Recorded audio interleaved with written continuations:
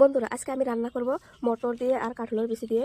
দেখতে পাচ্ছেন মটরগুলো কত সুন্দর, খেতে থেকে এইমাত্র তুলে আনছি।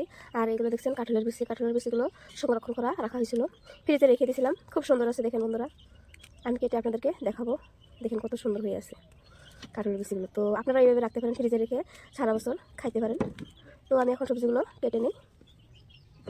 কত সুন্দর ঝকঝকে, একদম চকচকে, একটা কাঁঠালের বিচি নষ্ট হয় না। তো আপনারা এইভাবে ফ্রিজে সংরক্ষণ করে সারা বছর খাইতে পারবেন, বুঝছেন বন্ধুরা? দেখেন কত সুন্দর। তো এখন আমি সবজি এখন রান্না করব। এটা গরম হয়ে গেছে, এখানে আমি পরিমাণ মতো তেল দিয়ে দেব,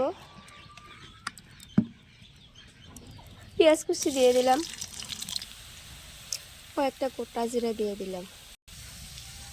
তো এখানে দিয়ে দিলাম লবণ, মরিচের গুঁড়ো, হলুদ গুঁড়ো দিয়ে দিলাম। পেঁয়াজগুলো কষানো হয়ে গেছে, এবার কেটে রাখা সবজিগুলো দিয়ে দিলাম। মাটির চুলা রান্না করা যে কত মজা, আমার তো খুবই ভালো লাগে। মাটির চুলা রান্না করতে খুব ভালো লাগে। তো আমার মতে কে কে মাটির চুলা রান্না করতে ভালো পান কমেন্ট করে জানাবেন। দেখেন বন্ধুরা কত সুন্দর লাগছে সবজিগুলো দেখতে। কাঁঠালের বিচি, তারপর হচ্ছে এখানে আলু আছে, তারপর হচ্ছে একটু মটর, কত সুন্দর লাগছে দেখতে।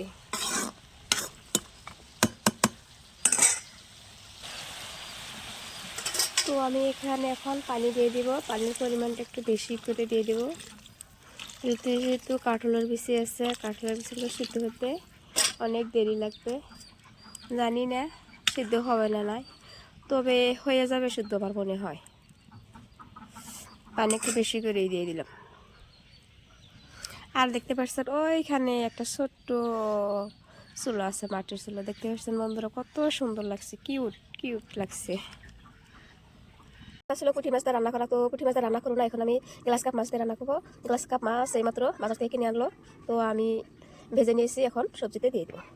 তো সবজির জালটা আমি একদম কম করে রেখে দিছি, জলটা যাতে শুকিয়ে না যায়। তো মাছগুলো এখানে কুটে দিয়ে দিলাম। তো অল্প জাল দিয়ে আমি অল্প সময় এইভাবে রেখে দিব। আর এখানে আমি জিরা বাটা দিয়ে দিলাম।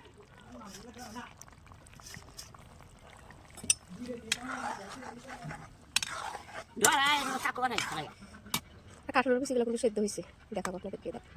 এই যে দেখতে পাচ্ছেন কত সুন্দর করে সেদ্ধ হয়েছে, দেখতে পাচ্ছেন। তো আর অল্প সময় আমি ঢাকনা দিয়ে রেখে দিব।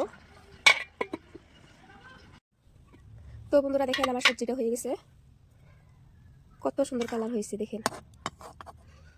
তো আমার রান্নাটা কেমন হলো প্লিজ কমেন্ট করে জানাবেন। এখন আমি নামিয়ে নিব।